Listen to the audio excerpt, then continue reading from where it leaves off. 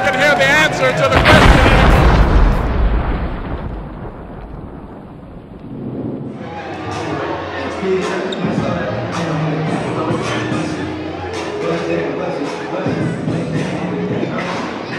Hello everyone, welcome to the Fast Break. I'm Tolly Carr. The CIAA postseason is coming into clear focus. The regular season wrapped up on Saturday night. Amir Hinton, a very notable bookmark in his career. We'll have more on that later. But for now, the brackets are set. Stephen J. Gaither and Wally Pitt were in the field this weekend, and they begin our coverage of this week's CIAA tournament. Yes, sir. Yes, sir. Game Day Nation, you already know who it is. It's your boy, Wally Pitt, coming to you from my first visit here at CC Spalding on the campus of Shaw University. And I'm a little bit embarrassed that I haven't been here yet, because this is one of the hypest atmospheres in the CI, maybe even in all the HBCUs. The crowd was packed for the women's game, for the men's game. The pep band was out here blowing. Amir Hinton scores 2,000 points, and Shaw, they the king of the South. So let's check out the highlights, and later on, we're going to break down that CIAA tournament bracket. Let's get it. The Shaw Bears came into senior night and their final game of the regular season with one goal: to crown themselves kings of the CIAA Southern Division. But they had a stampede of Bulls to get past first, as Johnson C. Smith came into historic CC Spalding Arena still jockeying for tournament position. There's only one dunk you need to see from pregame, and it was my boy Naquan Kitchen who ran this one back just for me. Can we please get a CIAA dunk contest next year? Jackie Mack, we need you to make it happen. Amir Hinton was only 12 points away from 2,000 career points, and Shaw wasted no time getting right down to business. Now, Amir Hinton gets a lot of the pub, but this guy Devon Dillard be showing out too. He went for 11 points in the first half alone. Amir went for 11 in the first half as well, and he also gave us this up and under that's just, I mean, come on, bro, for real. Shaw up 11 at halftime, and the second half was really just more of the same. Amir Hinton gets his 2,000th career point in a big way with the flush, and when you score 2,000 career points, you stop the game immediately, give bruh his game ball. He had a kiss for moms, and it was right back to work. The drive, the bucket, the foul, the finger guns were blazing. It was just another day at the office for Amir 2K. Now I gotta show JCSU at least a little love in this package. Casey Minor had Devon Dillard dancing a little something on this nice drive to the hoop. One more and one from Amir Hinton that had us all holding our breath as he went down hard, grabbed his leg, but you know the boy from Philly, so he built tough like that. He was all good and finished the game with 22 points. Devon Kelsey lit it up from 3. He hit 6 of them Johns to finish with 18, and the Shaw U Bears are officially the kings of the CIAA South. We the king of the South. I was lucky enough to catch up with Amir before the game for a special project I'm cooking up, and we talked about how much he wants to bring the CI Championship back to Shaw, so I'm going to bless y'all with a light sneak peek. You know, I gotta, it's time to start winning and winning the right way. It's not really me scoring 40 every night and doing, it's not about that right now at this time of the season, because going into postseason, we gotta take care of the little things like rebounding and getting stops and stuff like that right now. I think that's more important for me now, to try to make the right plays with the guys, but knowing that we got a chance to do that, that's a good chance. But our ultimate goal, obviously is the tournament and finishing that out. But knowing that we got a chance to get this tonight, or clinch that tonight, is good for us, good for the group, give us confidence, especially if we get to win. When we get to win, give us confidence going into the postseason. What's up, Wally? It's SJG, HBCU Gameday. We are here in Salisbury, North Carolina. Livingstone College here to take on Winston-Salem State. These two schools are separated by about 30, 40 minutes. They've had a lot of epic games between the two of them. Lately, a lot of them are gone Livingstone's way. You see the crowd's ready. I'm ready. Livingstone trying to secure the CIAA South crown. They need to win. They need some Shaw loss, and they need some other magic. We'll see what happens. Early on, Livingstone was teed up. That's what the youngins say. When they were in the layup line, they must have saw Waleed's HBCU slams. Check it out. But early on, it was WSSU as they took a 34-24 lead, and then Livingstone starts to make a comeback, punctuated by this Lydell Elmore smash. That young man should be ashamed of himself. But WSSU would take a 39-36 lead in the halftime. Late in the second half, though, WSSU clinging to a 77-75 lead. Roger Ray looking to tie the game up, but he turns the ball over. They find the ball to James Rucker, and he comes up with that big deuce to give WSSU a 79-75 lead. Scored, WSSU inbounds the ball, and they find Jamel McAllister for the touchdown. Not really, it was a dunk, but it might as well have been a touchdown because it gave WSSU a big lead. WSSU would go on to win the game 84-82 and end the season on a 3-game winning streak. Elsewhere in the CIAA, Virginia State already had first place in the North wrapped up, and they pick up a 66-59 win over Lincoln. St. Aug got a big confidence boost with an 86-70 win over Fayetteville State. Shaw was at home and it took care of business, coming up with an 84-72 win over Johnson C. Smith as it won its 4th game in a row. Defending CIAA champs Virginia Union, watch out, these guys are hot. They pick up an 83-77 win over Chowan. Upset of the day on the men's side, and that is Elizabeth City State coming up with a 60-55 win over Bowie State. And you know what time it is. CI ladies. Now, the women's game between WSSU and Livingstone was pretty intense as well. It was tied at 50 all heading into the 4th quarter, but Livingstone outscores WSSU 25-19, and if you can do math, you know that's a 75-69 win. Speaking of win, that's all Fayetteville State women have been doing lately. They come out with a 77-49 win over St. Aug. Everybody knows about Virginia Union. Bowie State is great, but watch out for Fayetteville State. They're number 1 in the South for a reason. Johnson C. Smith women come up with an 85-56 win over Shaw, and that gives them 2nd place in the CIAA Southern Division. Lincoln picks up a 66-54 win over Virginia State. Watch out for them. They don't have the best record in the North, obviously, but they knocked off Morgan State as a Division I school earlier in the year, and these young ladies can play some basketball. Virginia Union women beat the Blue off Chowan with a 66-41 win. Sharika McNeil, the leading scorer in the CIAA, she finished with a cool 24 points. Probably going to be the CIAA Women's Player of the Year, and man, does she deserve it. Bowie State finishes with a 68-46 win over Elizabeth City State coming into the tournament. These young ladies are on fire. They made it to the CIAA championship game last year. They're looking to make it back there again and get the dub this time. We'll see if it happens, but it should be a fun time in Charlotte this weekend. Can't wait. And we're going to toss it over to the brackets to see how everything fleshes out. It's bracket time here on the Fast Break. Let's start off with the men's side of the CIAA tournament. We got Johnson C. Smith, the 7th seed in the South, taking on Chowan, the number 6 team in the North. Winston-Salem State finished number 4 in the South. They face Elizabeth City State, who finished 5th up north. The North-South 4-5 matchup is Lincoln versus St. Aug. The number 1 team in the North and maybe the whole conference, Virginia State, they get a bye to the quarterfinal on Wednesday. Bowie State faces Fayetteville State in the North 3 versus the South 6 matchup. Livingstone gets the bye all the way to Thursday as the number 2 seed in the South. Those Kings of the South, Shaw Bears, they get a bye till Wednesday as they finish number 1 in the South. The number 3 seed in the South, Claflin, will be waiting on Wednesday for the winner of the Johnson C. Smith-Chowan matchup. And the bracket fills all the way out with the number 2 team in the North, the reigning CIAA champion Virginia Union Panthers. The men's bracket is set and it all starts Monday night at the Bow Round. Let's get it cracking. On to the women's side of the CIAA tournament bracket, or to quote my man SJG, the CI ladies. The number 7 seed in the South, Shaw, they'll face Elizabeth City State, who finished 6th in the North.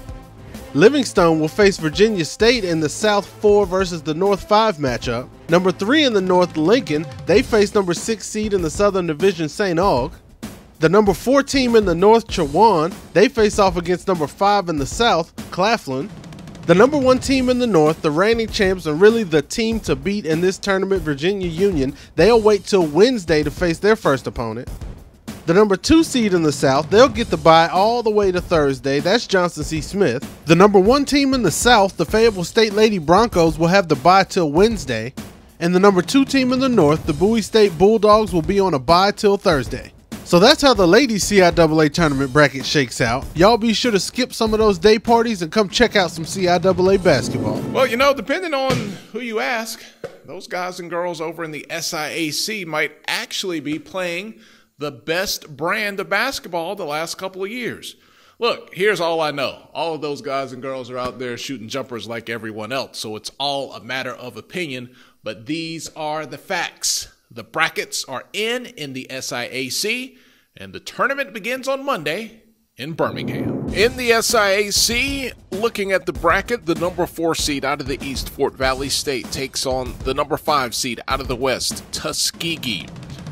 Lane, the number 3 seed in the West, will take on Benedict, the number 6 seed in the East.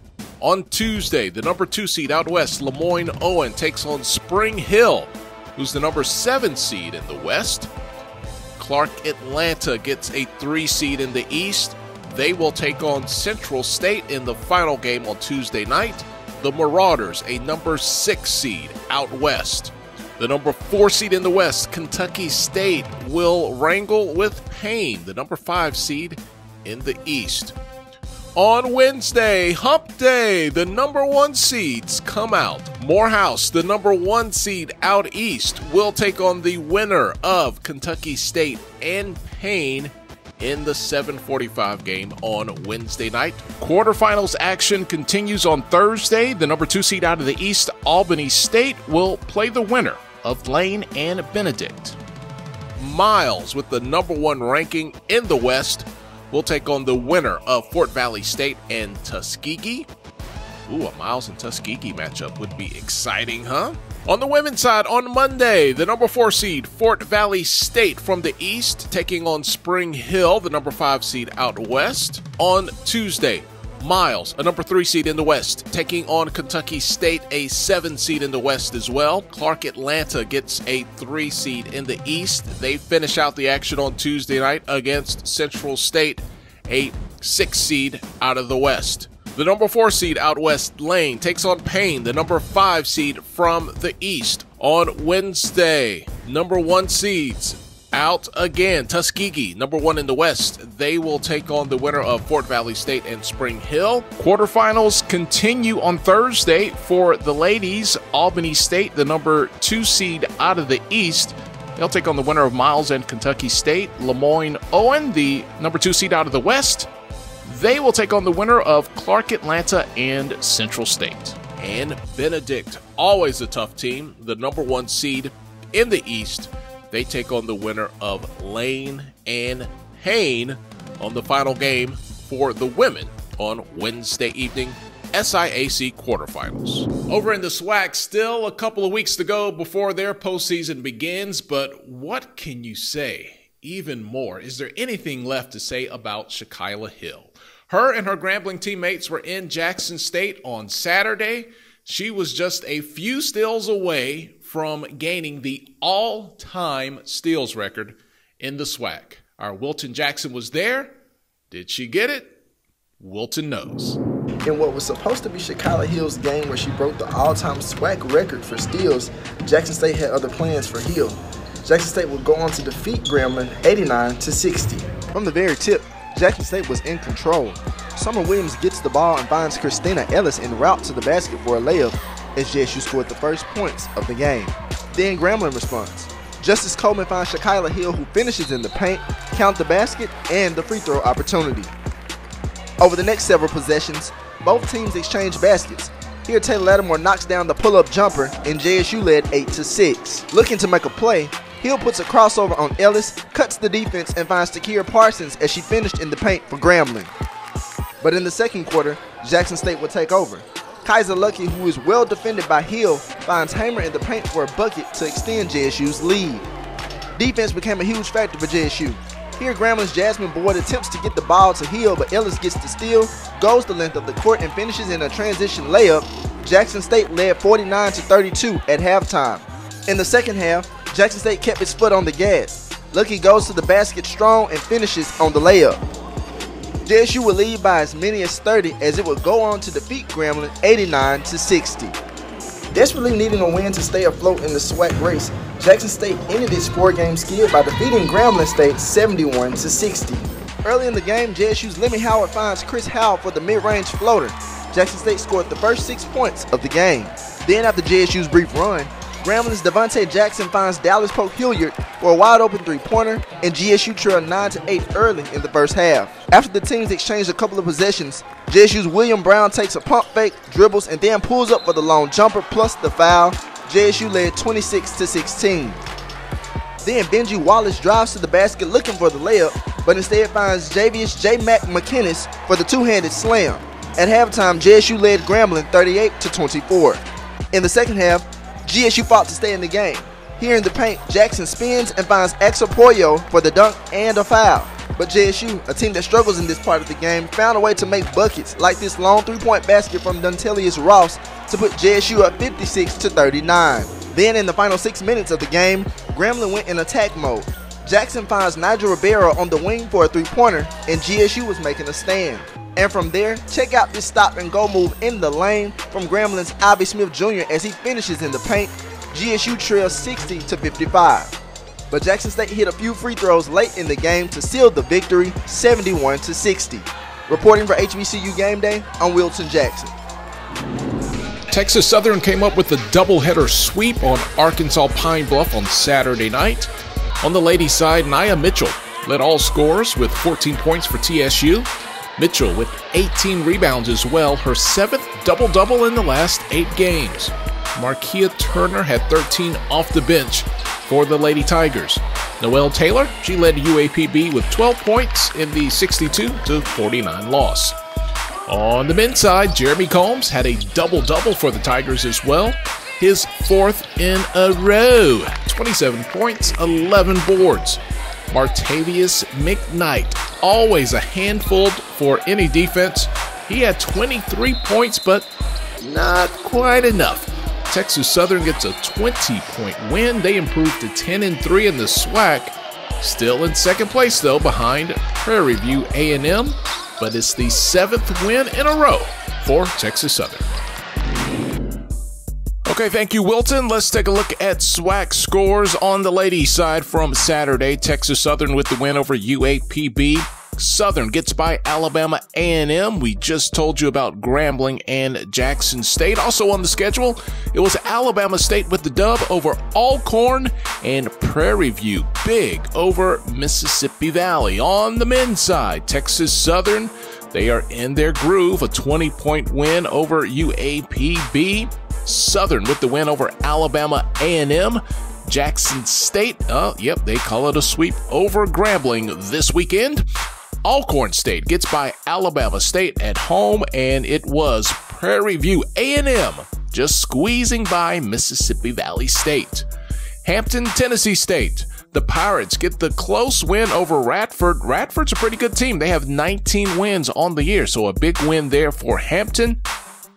And it was senior night in Nashville. Tennessee State over Eastern Illinois by 15. The women defeat Eastern Illinois as well, so some happy campers there in Nashville. And Hampton, the Lady Pirates with the win over Longwood. Okay, sliding over to the MEAC. I need you at home to do that thing where you clap your hands for every one word that I say. Can anyone do anything with North Carolina A&T in the MEAC? Anybody? Can you do it? Let's take a look at those scores from Saturday night. It was an Aggie type of weekend. Still a couple weeks away from the MEAC tournament. We'll be at that tournament as well. Norfolk is the site of the championships, and Norfolk State will probably be the #1 team on the men's side. They get a 75-74 win. 78-69 the score in Durham as North Carolina Central picks up a win over Savannah State. Down the road in Greensboro, North Carolina A&T picks up some of that home cooking to get a 62-63 win over South Carolina State. 13-point win for Bethune-Cookman as they beat FAMU 67-54. 10 wins in a row now for the guys from Daytona. If you're stepping on the MEAC floor, you're stepping on Delaware State and Maryland Eastern Shore. Maryland Eastern Shore gets the win this time. I know that hurt, didn't it? 62-56 over Delaware State. Over in West Baltimore, Coppin had homecoming. Howard, they finally found enough D to come up with a 74-73 win to spoil homecoming for Coppin. Ladies, the Wildcat women pick up a 52-50 win over FAMU. That completes the sweep for BCU. They're feeling good in Daytona. Howard comes up with an 88-81 win over Coppin State at homecoming. Bell State gets a 65-62 win over Maryland Eastern Shore. Norfolk State women starting to get back into shape. They get a 64-59 win over Morgan State. Carolina A&T beat South Carolina State 59-52, and for SC State, that's probably as good as a win these days the way North Carolina A&T women are playing. Whew.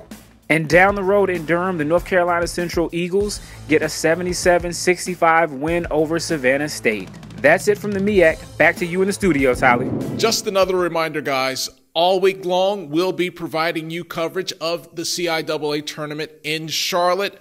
Our subscribers on Facebook will get exclusive content all week long. So if you don't want to miss a single thing of what's happening behind the scenes, all of the exclusive interviews, then you need to make sure you become a subscriber to HBCU Gameday on Facebook. This is the Fast Break. Become a subscriber on Facebook. It's only $4.99 per month. You can cancel at any time. That's $5. That's a cup of coffee. You can get coverage from the CIAA tournament like nobody's business. Thank you so much for all of our supporters. You'll be enjoying that coverage this week. And for those considering, go ahead and make the move and become a subscriber on our Facebook page. Well, that's going to do it for the Fast Break. I'm Tolly Carr. I'll be in Birmingham all week with the SIAC, so make sure you stay up to date with us on social media. We'll keep you up to date there. Stephen J. Gaither and Wally Pitt will be in Charlotte all week long, bringing you coverage of the CIAA tournament.